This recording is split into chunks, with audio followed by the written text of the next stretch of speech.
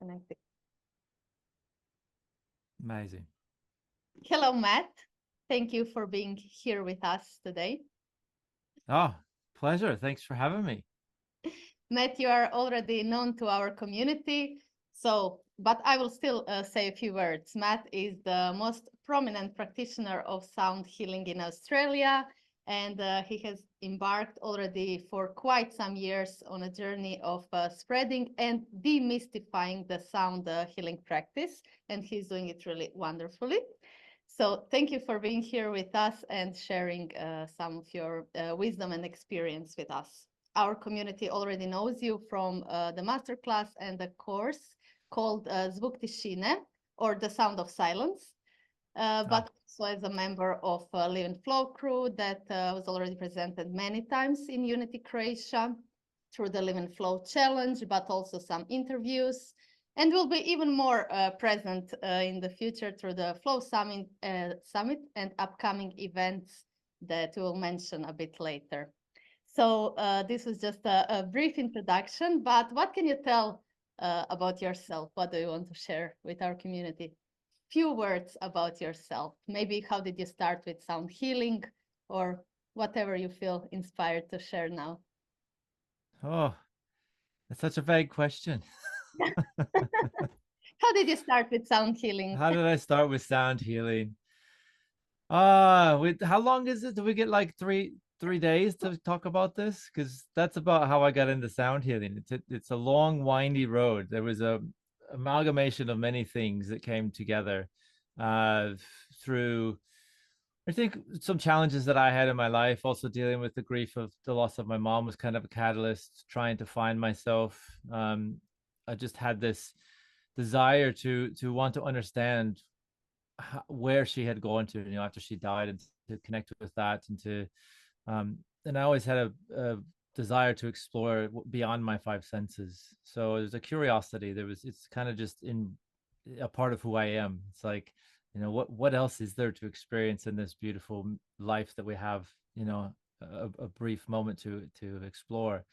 And so I just want to like get as much as I can. And through my explorations, I saw sound was a main component in a lot of the traditions and cultures and modalities that I was learning, and working with breath. And so those two things came together and really allowed me then to nurture a practice, a modality, a process, I guess is what you would call it, to help people open into to altered states, into higher consciousness, and starting with myself. And so once I started to really understand how sound could impact me and create positive changes in my life, and then I just wanted to share it with the world, basically. So that's a quick nutshell of the long, arduous journey of coming into an understanding of myself and sound.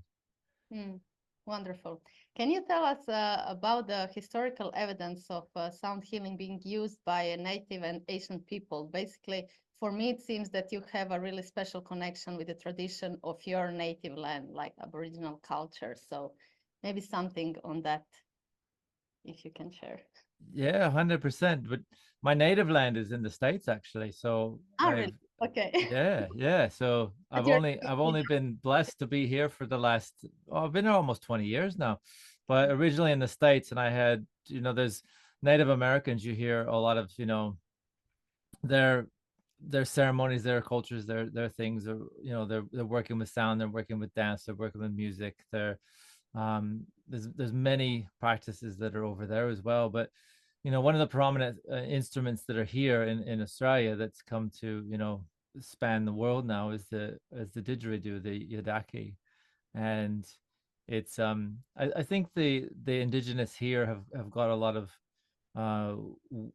the way they phrase things and frame things really leans more into the idea that consciousness, that all of creation, that all that we experience is actually a song. And that they work with the song lines, they work with the the energy lines they call the song lines on the planet, on the earth, and they're working to bring those into harmony, bring those into tune. And the yidaki, there's a beautiful creation story behind the didgeridoo. So the native name for the didgeridoo is yidaki. And so that instrument was the myth or the story goes is that the great creator came down and grabbed a hollowed out tree stump and pulled the tree stump up and blew into it, and then the white ants or the termites that were in there became the stars, and the sounds and the vibrations that were emitted from that yadaki became all the cosmos. And so it's a beautiful, kind of story, and you find these in all cultures. The gong sitting behind me here has a creation story behind it as well. The gong was sounded by the great creator, and the vibrations emitting out of the gong created the cosmos. So it's you can see these, in even in like a Christian faith, looking at the Bible, you've got, in the beginning was the word was with God, the word was God, and so forth and so on. It's like it's just woven, this tapestry of stories and tales about how creation started through a vibration, and it's a beautiful thing. It is, yeah.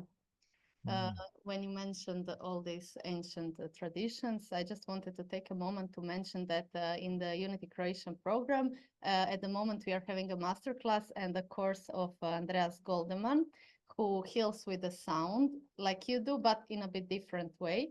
And what is really extraordinary about Andreas' intuitive gift is the way he uses his voice and the ancient Druidic language of the soul, combined with movement and reflection to facilitate healing and transformation on really every level, on physical, mental, emotional, energetic, and spiritual. So I just wanted to take a moment to really recommend to our community to sign up for the masterclass, and then, of course, the course that will give them the opportunity to have a lifetime access to so-called home pharmacy, because he has the collection of sound healing sessions, and he's specifically targeting different organs and emotions and focusing on intervention in the energetical field, releasing stuck emotions that we all know that long term, if we don't deal with them, they can cause imbalances, disbalances in body and diseases.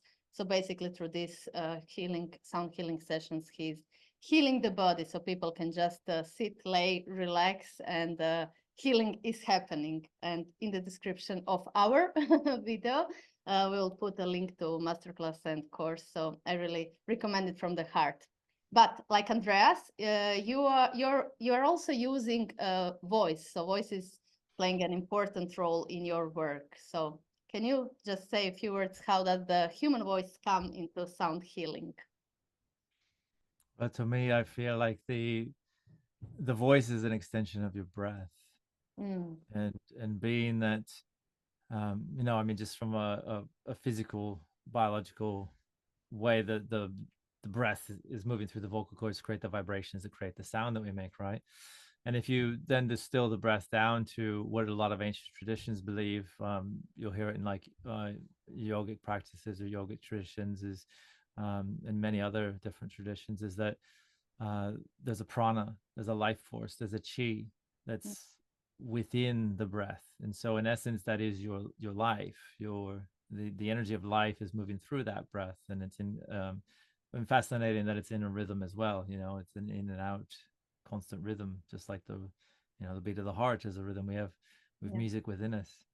And so if you look at it from that stance, that your breath is your life, then the movement of that breath through the vocal cords is potentially then considered to be the expression of life out of you. And it's fascinating to me. It's always been interesting to watch. I've been exploring this work for long enough, and my roots come back from studying different traditions and ancient cultures, and a lot of that is just their wisdom. It's they don't lean on a scientific foundation to prove that it's true. They just know it's true because this is what's passed down from generation after generation. And so they don't question that. But our ways are, we prove it. All right. It's not real until you can prove it. And so it's fascinating to witness the science now and the ability we have to actually look at the body and how sound impacts the body. I mean, it's only been the last 50 years or so that maybe a bit longer now, that we've been able to watch the brain activity in real time. And they can, they can have the brain on sensors and being able to read the brain as you're listening to music. And if you watch the neurological activity that happens when you're listening, just listening to music, your brain lights up like a Christmas tree. Like, it activates from the most modern to the most ancient parts of the brain. And the only thing that you can ever do in your life that is more stimulating to the brain, which in essence is the nervous system, is to actually create music, because then you implement the motor skills as well, which if you're just lying there listening to music, there's certain parts of the brain that don't need to be active because you're not actually moving, right? And so it's a fascinating thing to witness that, and that there's the wiring of how we hear that then taps into the nervous system and impacts all the organs in the body. It's like, it's just, there's so much information there on how just making a sound can impact your entire biology, neurology, and way of experiencing. It's fascinating. And so and to me, I always like to go back to starting internally. It's like, I think we often try and reach externally for that magic pill or that quick fix, something else. I need to bring something in for me to find the inner peace or the balance or the healing that I need. And as Western medicine starts to come back full circle to more of the ancient ways, it's all about creating an environment and opportunities for the body to heal itself. And I don't think it's an accident that we have this beautiful voice that allows us to express and impacts our body, mind, and emotions in such a way that it does. I think it is a key into that healing wisdom within us. And so, people, it's trending, sound healing is trending now. And it's the cool thing to do.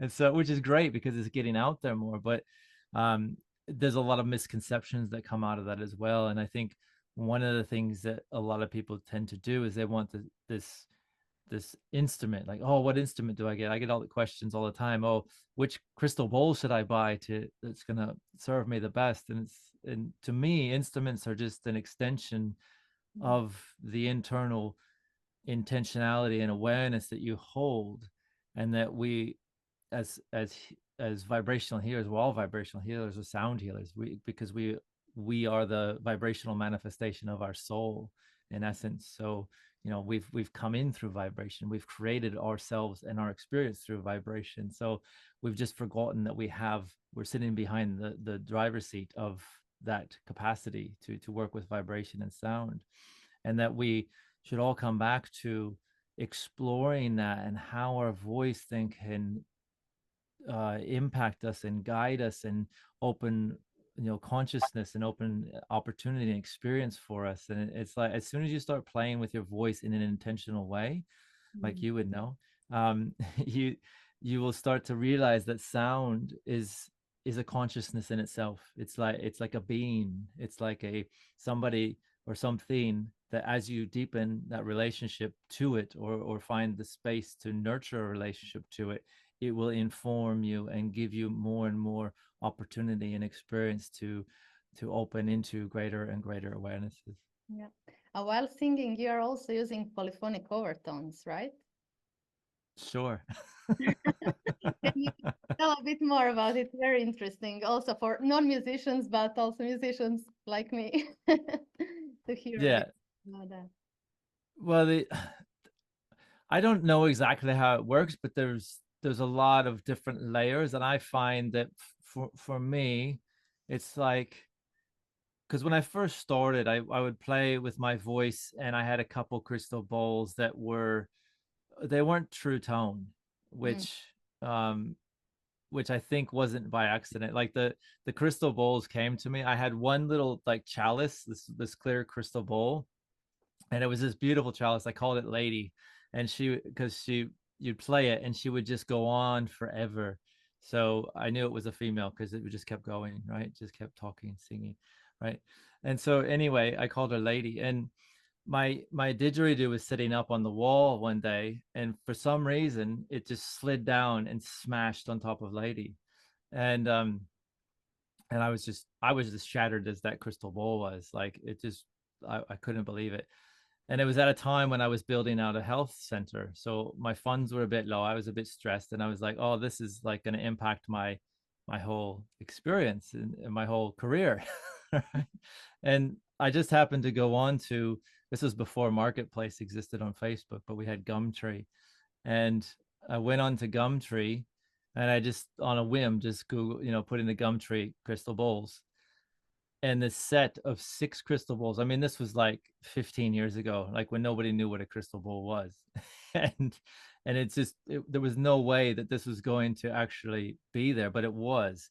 And I ended up going to this this woman's house who had these crystal bowls for sale. There was 6 of them, and she had all of her stuff packed up. There was no furniture in the house. She says, I'm just moving, and I pulled these out of storage 2 days ago, and I just had this feeling they needed to go to someone. And so we pulled these boxes out of her closet, and we sat down on her hardwood floor, and I played these crystal bowls, and then these vocal overtones and things came out of my mouth, and she just had this huge emotional release and started sobbing and had this healing experience. And she just looked at me and she says, you need to have these. And those bowls were not true tone.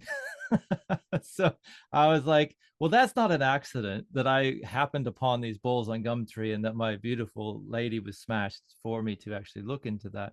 Definitely. And then she gave them to me, and that they were out of tune. And the fact they were out of tune allowed for my voice to drop in. I think it was an F and a C that I was using. And they were just a bit off. The F was a F and a little bit more.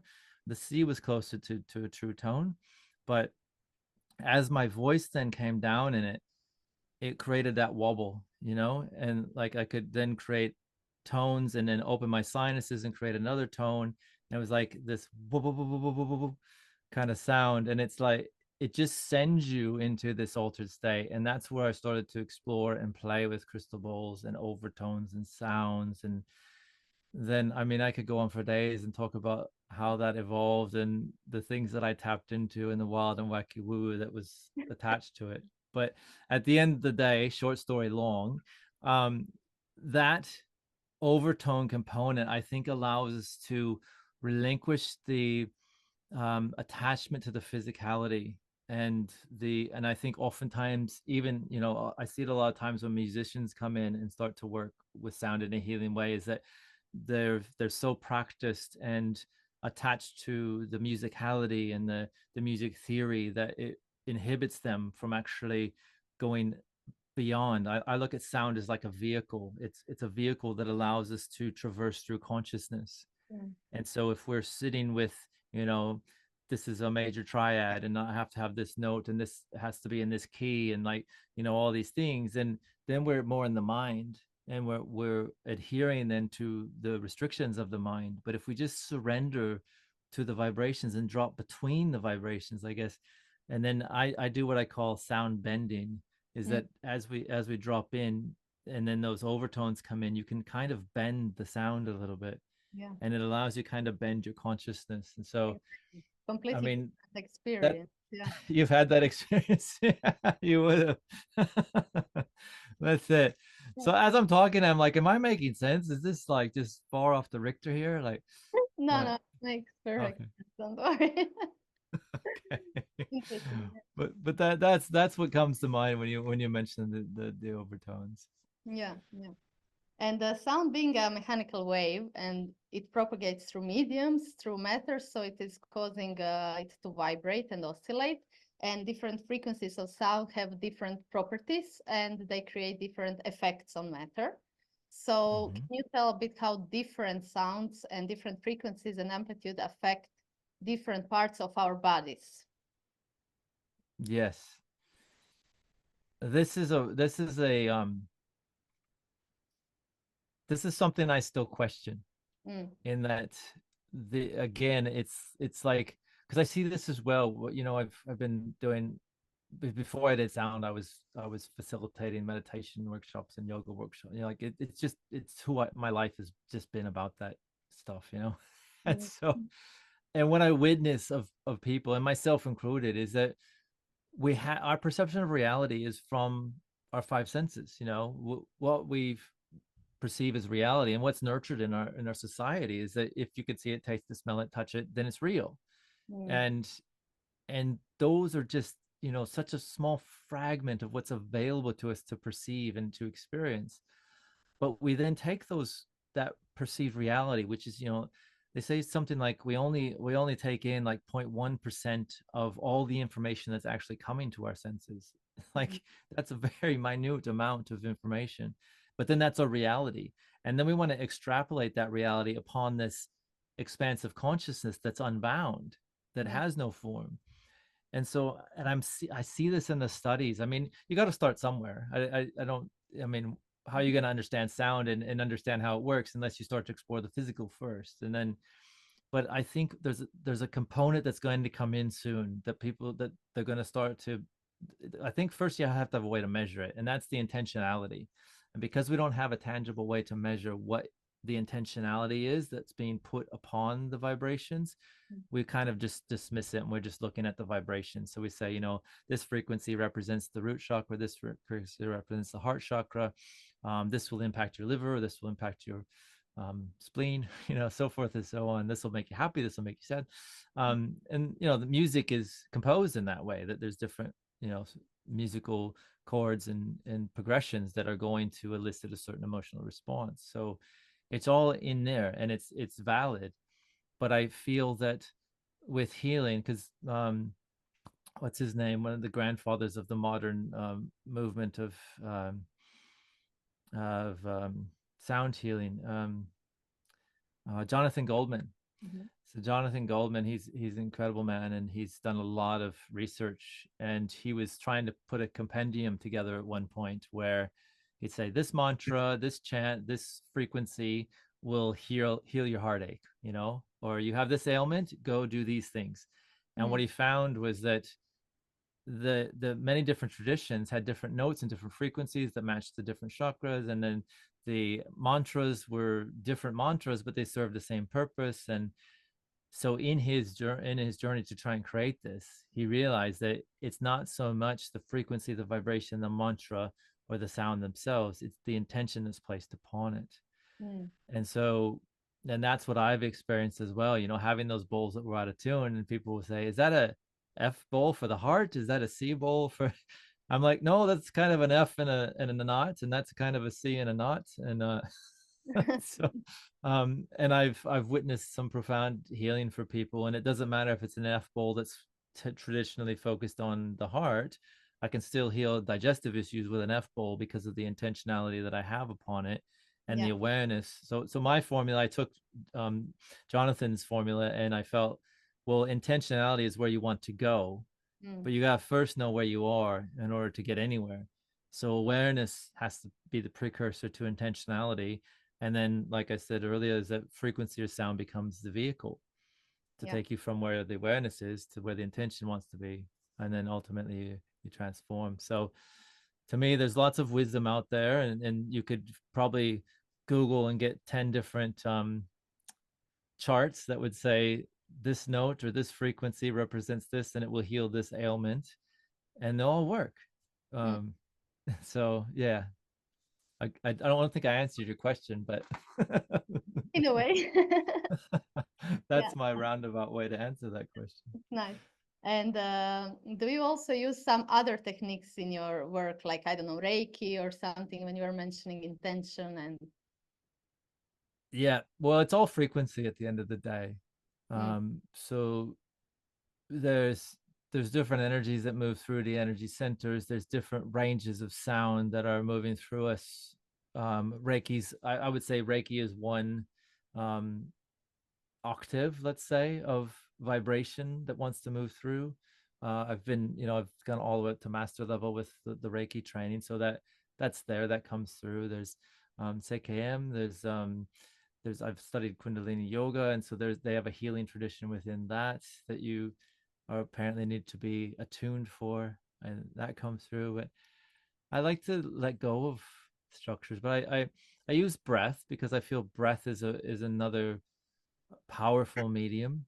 And like I said, the breath is the foundation of the sound that we express. So I bring that rhythm in and use that to shift consciousness along with the sounds, and I find that works brilliantly hand in hand. Mhm. But other than that, it's love, really. At the end of the day, I think that all of consciousness is, and all that we are, is just love. And it makes me laugh when I hear people say, well, 528 hertz is the frequency of love. And I'm like, I sit with that, right? Because I don't know about you, but when I experience love, I have the love for my kids, I have the love for my parents, I have the love for my partner, I have, a love for my dog or whatever. It's like there's so many different versions of love, and to then assume and presume that that's one frequency, Yeah, I think we're a bit off there. So to me, I it's agree. like love is the spectrum of consciousness. Love is all that we are, and Exactly. that it's about tuning yourself to the vastness of that unbounded love that is ever expanding. I agree Mm, completely. Yeah. I yeah. wanted to talk a bit more of the effect sound has on a matter. So there are countless experiments ranging from easy at home, like school levels ones, to complex scientific works that help us visualize this effect sound has on a matter. For example, in some of the, let's say, more advanced ones, most probably you know about it, Masaru Emoto, Japanese scientist, claimed Yeah. water was a blueprint of our reality, and that emotional urges and vibrations could change its physical structure. And his water crystal experiments consisted of exposing water to different, like in glasses, to like different words, different pictures or music, and then freezing it and examining the ice crystals, like aesthetic properties with microscopic photography, and seeing what is causing this pleasing photography, what looks like ugly ice formations. So this is Yeah. also like an interesting experiment that shows also how sound is influencing the matter. So what can you say? What is Yeah, experience it's and how do you it's think? amazing. Yeah. I met him once in LA, back when he was alive. Ah, Beautiful man. He didn't speak a word of English, but I could feel his presence. I shook his hand and said hello, and he's just really sweet man.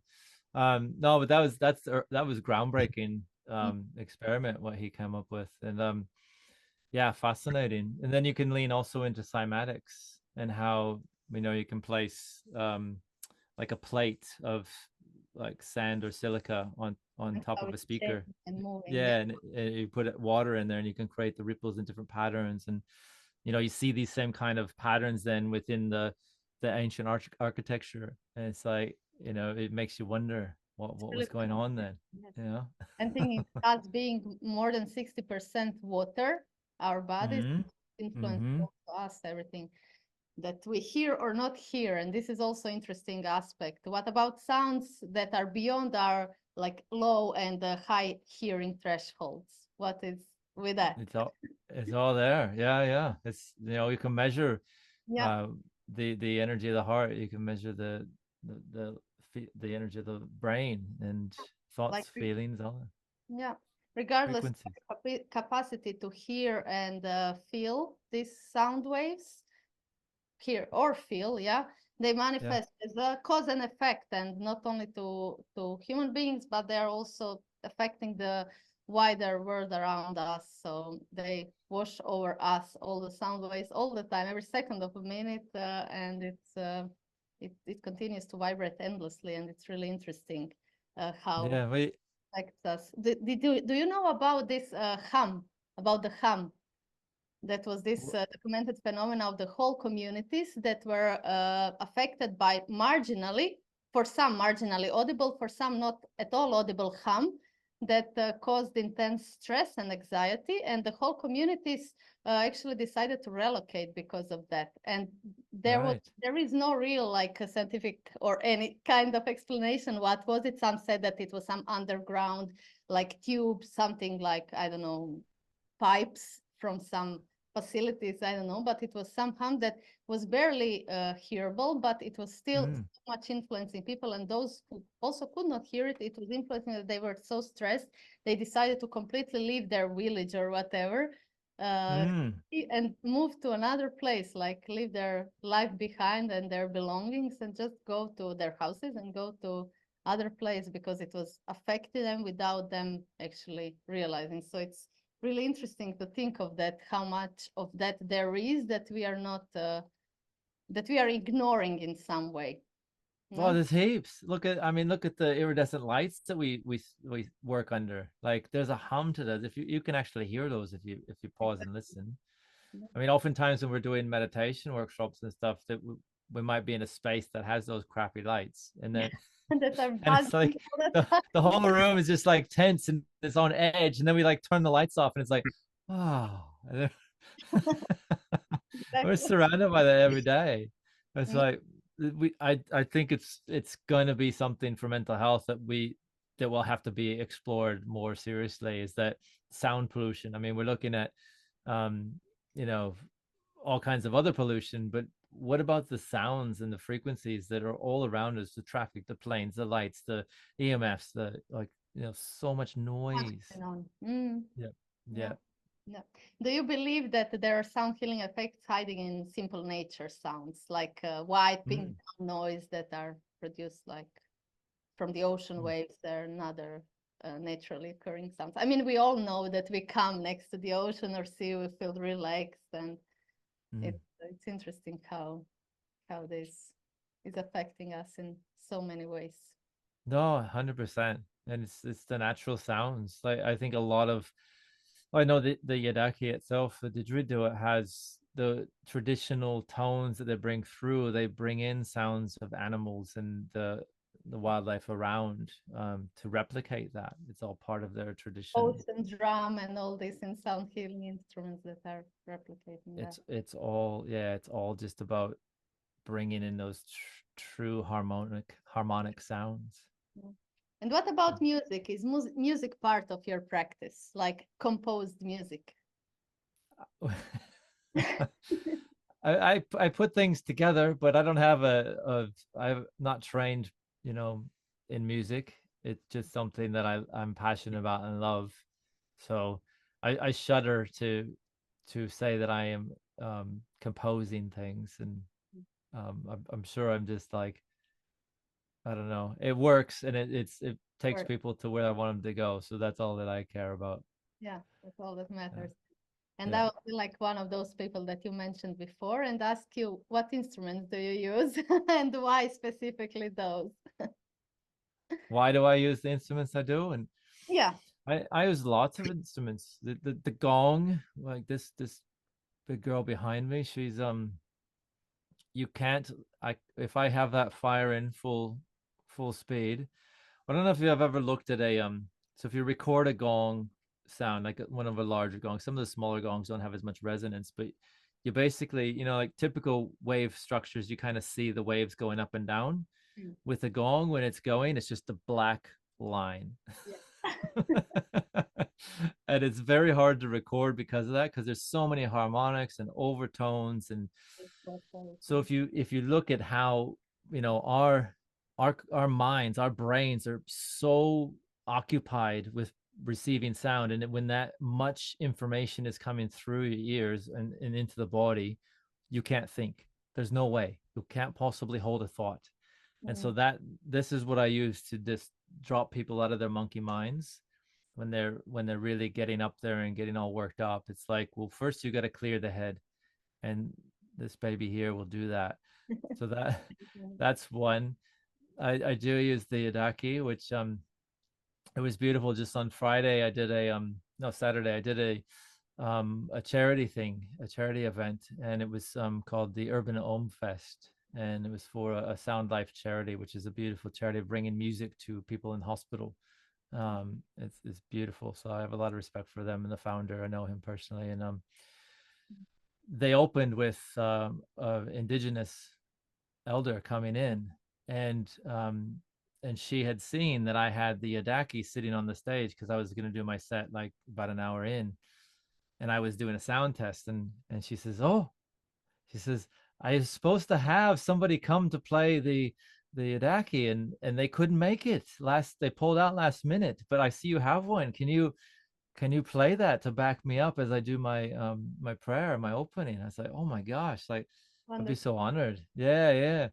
And and it's beautiful. It's like there's just so much, like people hear that, and some people have such a deep ancient connection to that instrument. And I believe that we cycle through, right? Our souls cycle through life. And I, being as white as I am, I don't have any physical lineage to the indigenous cultures here, but I feel there's quite a spiritual connection there. And I've met some beautiful indigenous people that acknowledge that kind of within me. So um and I know people come to my workshops and things, and they'll hear that and they're just like, I don't know what that did, but as soon as that played, it just touched something deep inside of me that just opened something ancient. Like you can't put words to it.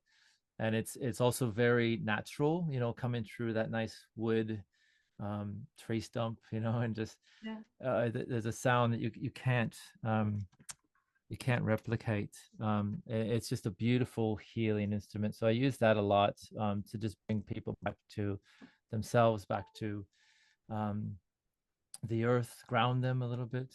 I've got Mm. drums. The drums create rhythms and beats for people to, relax or stimulate them. The heart rate actually changes to an extent with the beats. My voice, my overtones takes people into altered states and just carries them on, waves of bliss. People or will or opportunity to hear you live if they join the Croatian retreat in October. So this is That's right. Yes. invitation for all of you who will be listening to us, this recording, to come to Live in Flow event, Mastering Your Inner Mystic. So it will be 5-day retreat in Croatia with Matt, Guy, and Petra. Both of them, very well, all three of them. So it will be really nice in Sveti Martin, in Terme Sveti Martin. It's really a very, very nice place, beautiful venue. And yeah, so it's really my warmest recommendation and invitation for you all to join. Program will be conducted in English, but individuals with the basic knowledge of the language can join, and we'll be there to help those who maybe don't understand everything, because intention is what is the most important. So yeah, join us, and of course take advantage of the early bird prize opportunity until August 15. So it will be really beautiful, beautiful retreat with Guy, Matt, and Petra. And There's still payment plans, aren't there? sorry, what did you say? There's still payment plans too, right? Is there, or has that Yeah, is that passed? No. yeah, Cool. yeah, yeah. Even better. We can also put that in description, like link, so you can read all about it. It will be really transforming, and I recommend it from my heart. Thank you. You Yeah, mentioned beautiful. something very interesting for me before, and I wanted to ask something about it. Could it be that ancient instruments and practices that were not impaired by the need to coordinate musicians on a global level, and thus did not need to tune at the current 440 hertz standard, could tap into the more beneficial, more natural temperaments? So you were not forcing something to, some tuning to instruments, and then it was more beneficial for the body, had more healing effects on the body. What do you think about that? I think anything's possible. I love the more organic approach, just letting the sounds evolve and shift and change. Um, and like I said before, I think intentionality is precursor to it all. Mm, So 432, 440, for whatever. It's yeah. where are you in yourself, and what are you putting into those sounds that are wanting to move through you? Mm. Mm. What is the purpose of the rhythm and beat in your work? It plays a major role. So, I mean, you already said something about it, but I wanted to come back to that because it's really interesting. Yeah, well, my main intention for the work is to open people to their own healing capacity, I guess would be the crux of it. and we won't get there if we try and think our way there. We won't get there if we're using the same brain that created the problems that we have in our lives to try and heal those problems. Mm. You know, we won't get there if we're still holding reality as a limitation to our five senses. You know, it's like the only way to get there is to is basically get out of yourself. And what do I mean by that? I mean, get out of your five senses.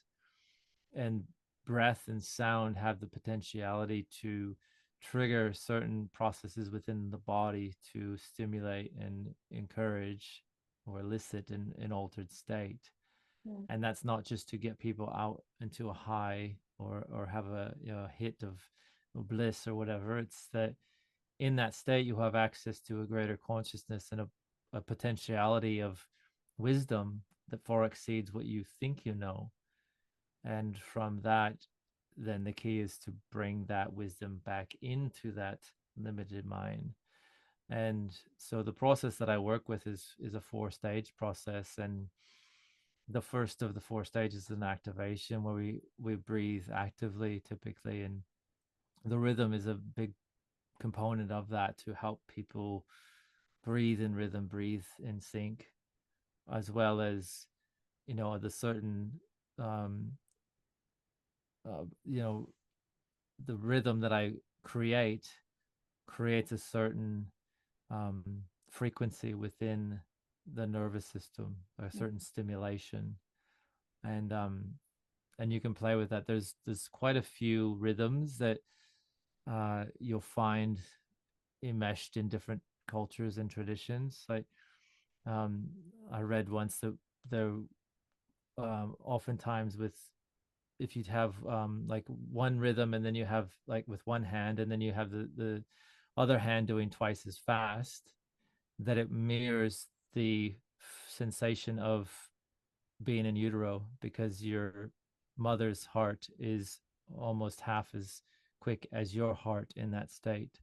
And so it takes you to this deep, safe, held space. So sometimes I'll layer that kind of heartbeat double rhythm kind of thing into the work when I'm trying to create a safe experience for people, or a sensation of safety and held. There's so many. I mean, you look at you can even look at the rhythm of crash and wave as a beat, you know, Yeah. and that slows people down. So often say like I think a lot of sound healing that's modern, like modern sound healing, is more heavily focused on the relaxation component of things, which obviously we're in a very high stressed environment like we were talking about. And so of course we're going to lean into the capacity that sound has to relax us, but it also has the capacity to stimulate us. And you see that in a lot of ancient rituals and traditions, where they're using sound and up-tempo rhythms and beats to dance to create an ecstatic state that triggers then an altered consciousness. And so I feel it's about utilizing, and the breath has that capacity too, obviously. Breathe more quickly, more up rhythm. You have a stimulation, slow it down, breathe through the nose, you can relax yourself. So, you know, those two things then allow you to traverse that spectrum that creates a pivot within the nervous system, within the biology, and allows you to trigger different states of consciousness at the end of the day. Exactly. Yeah. Are you using a lot of direct physical contact, like of your clients with the instrument while you play them? For example, like standing in the ball or placing instrument on the body. Yeah, with the tough clients, I'll just give them a little whack on the head with one of these, you know, like that's as physical as Then it they gets. fall asleep and That's it. No, yeah, I do, but it's a funny thing though, because you know, on the retreats we get to know people better and we build the rapport, but there's so much fear out there. And to come into these workshops, and like I do hands-on and some, you know, hands-on healing stuff, and bring the didgeridoo around or play the drums around or different balls and things. And but the actual physical touching of people is kind of taboo at the Yeah. moment, because everyone's like, there's so much around that.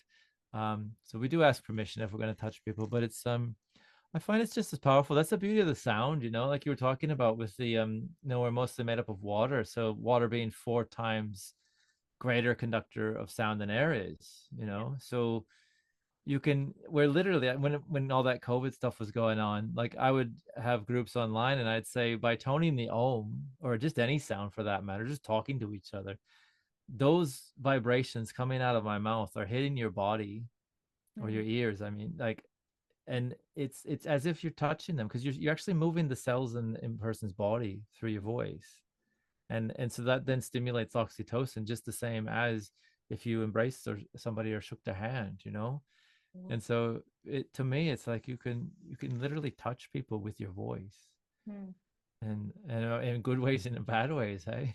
Exactly. Yeah. Yeah. So it's no accident that harsh words and anger infused words can create a visceral sensation in us. It's Mm. yeah. Yeah, true. Can you share some example of the like psychoacoustic effect on different sounds? I mean, you already touched them a bit, but maybe something more, or you can share some stories about interesting stories of your participants and their healing through your Yeah. sound. Do you have like a science background or something? Like all these big words. I think you have bigger words in English than I do. Psychoacoustic. What do you want about? Uh, so so back to the question. What do you want me to share? Very interested in sound, being a musician, and also doing sound Ah, healing, like professional musician in class. yes. It's You- interesting to me how it affects body, and No, not it's only huge. human but also animals and plants, and how sound is affecting all of us in some Mm. ways. Yeah, no, it's amazing. I mean, but that's what kind of one of the things I started with. I was doing massage work back in the day, and as I was exploring all this stuff, before I even thought about sound healing, it really wasn't a word. Mm, 25 years ago, in our culture anyway. And yeah, so I was massaging people, and I don't know, I just had this, I could feel their emotions. mm, And I mean, we're all empathic, but I just, in that space, you're kind of in an intimate place with people when it's so quiet and still and they're relaxing. It's like you start to feel those subtle sensations. And I just would be massaging and I'd be getting really sad. And I'm like, oh, why am I getting sad? And then the person on the table would start crying. And I'm like, oh, okay. And I started connecting the dots. And then I realized that as they cried, their muscles would relax. And then I started to then play with it. But as I felt the emotion, I would say, hey, you feeling a bit of sadness there? And they're like, oh, yeah, I guess I am. And then I'd say, well, you want to give it a sound? And they would just give it like an ah sound, because it's easy to make an ah sound. You just relax your jaw, right? And then the muscles would relax and they would release what they're holding. And I could do that for them sometimes if they weren't even aware. I'd be like, well, there's a bit of a holding here in your hips. I'm just going to put a little sound in there. And then their hips would completely relax. And mm, it was like, those were the beginning days of me understanding. It's like that sound, that frequency had a physical impact on those people. mm. And, I've witnessed so many incredible things: mental, emotional, physical, spiritual, releases, openings, insights. It's just, it's unbelievable what people can open into You when they also give. guide them through meditations, like bring them to some place, like some traumatic experience. Do you think it's important to become aware of the trauma or the stuck emotions that are placed somewhere in the body before you're able to release them? Or it can happen without bringing yourself in that moment and kind of reliving that moment when traumatic. I think you got to go both ways. Like sometimes there's people that, and what people have a propensity to be too much in their heads. Mm, And those are the types of people you don't really want to start guiding them to think about what's going on, because then they're just going to think about what's going on, mm, um, which is going to inhibit them. But then when people are in quite a denial state where they're just, you know, completely cut off, it's powerful to guide them into a bit of a exploration of their history or their, you know, physicality. What do you know, look, bring your awareness to your head, you know, what, notice the tension in your jaw, like that kind of stuff. And through that, then they start to open into emotions, old memories, or this type of thing. And other times people really just surrender into the sounds, and they don't even, they come out and they say, I don't know where I went, I wasn't asleep, but something happened. And you know, we have people come out and they're like, you know, I was scheduling for surgery on my back, and then I went through the sound healing, and I just was crying. I don't know what I was crying about. I wasn't sad or anything, but my back doesn't hurt anymore. It's like, you know, stuff like that. So I wouldn't, I wouldn't hold a constraint on, oh, you have to know what it is to let it go, because on some level you know what it is, but that knowing that we are talking about is just the mind. And there's a knowing in the cells in the body, there's a knowing in your heart, there's a knowing in your breath, there's a knowing in, you know, many different aspects of yourself that are beyond the conscious mind, that will Sometimes it's even helpful if people fall asleep and that they are not, you know, being busy with their monkey mind and thinking about what is happening and how, and analyzing everything, or thinking about chores or what they want to cook tomorrow. Right. Yeah. So Hands down. Surrendering and letting it happen, whatever has to happen. That's the biggest thing in the way, is ourselves, and trying to control. Yeah. Amazing. Yeah. One more question from okay, small words this time, small words. So given that the sound of the universe is basically electromagnetic waves reaching us from the depths of the cosmos, and our own like Schumann frequencies generated by the earth, could electroacoustic instruments such as synthesizers be used in sound healing?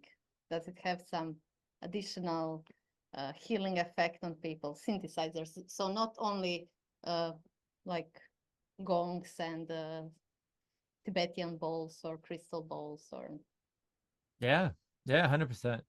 I've been bringing in a lot of loops and like MIDI tracks and stuff, and you know, just and at first I was a bit adverse to it. I was like, no, it needs to be organic, you can't put it through speakers, like it needs to be human, like, you know. And then over time I was like, nah, it actually doesn't matter. Like, as long as it works, it doesn't matter.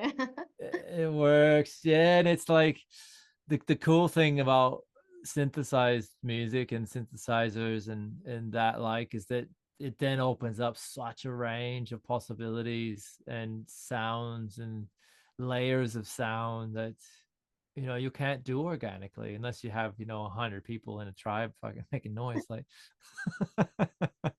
Exactly. Yeah, no, it's powerful stuff. And I love to see where science is going to take things, you know. It's like, because there is a lot of studies being done now about what frequency and combinations of frequencies actually create physical responses. You know, they've found that there's 3 specific tones that when put together can shatter cancer tumors in the body, like you could shatter a glass with a certain frequency. And they're putting it through I think a plasma generator or something to create these frequencies of these sounds, and they can replicate it over and over, which is phenomenal. And you know, focused ultrasound is another beautiful medical advancement that they're doing, is where they're trying to find ways, and they're able to actually target frequencies to specific, like ultrasound to specific areas of the body, and, you know, blow up kidney stones. And they're looking at, they're finding ways now that they can go past the brain blood barrier with sound and deliver like medications and things to certain areas, or do microsurgeries within that, just with the way the sound is and where they're moving it. And it's just phenomenal, the stuff have you seen the levitating stuff they're doing with the little like, I don't know, bubbles and stuff, and just, you know, with different sound waves coming on top of each other and creating a kind of cavity inside that raises up the bubbles and things, and Yeah, it's unreal. Yeah. really. And so I'll be really, really excited to see where it'll go. Exactly. Yeah. For the end, do you have something to say for our community, some message or anything we didn't mention and you would like to share? Oh, I would just love for people to explore their voice. I think, in order to open your voice, you have to open your breath. Like, start to play with your breath and how that moves through. Even if you just take 5 minutes a day and just do an om or something, or an ah. Like, it doesn't have to be musically beautiful. Just make noise with an intention, and use that as a meditation. And I think it's one of the things that we've lost in a lot of our modern cultures is our voice. Yeah. And I mean, metaphorically and literally. Mm. And I feel that once we reclaim that we're going to start moving together in a more empowered way to transform this silly world that we've perpetuated for far too long. It's already happening thanks to you It and is. other individuals that are Oh, sharing this message and this powerful healing technique, and basically just sharing how powerful and important sound is and how it can help us live better lives and yes, create indeed. we all enjoy living in. Yes, and people like you. Thank you. Thank you. I can't wait to meet you in Bali in 2 days. 2 days, that's right. Yeah, We're getting on a plane tomorrow. yes, So night. I'm going. Yeah, so I'm yeah. going to experience Matt's wonderful sound healing sessions, but also what Guy is doing and Petra, and I can't wait. And once again, I of course invite people to join their Croatian retreat. And before October, you have the opportunity now to join the masterclass and course of Andreas Goldeman and experience the power of the sound and allow yourself to release the tension, blockages, stuck emotions, and basically heal the body and everything. Live a better life where you're more satisfied, fulfilled, and being authentic. And as Matt says, let your voice be heard, if only by yourself, and just to free your voice in all possible ways. Absolutely. Yeah. Thank you, Matt, Beautiful. for your time and for wonderful conversation. It was really Oh, lovely. thank you. My pleasure. Yeah. We'll see you in a couple of days. Yeah. All Bye. right. Bye-bye.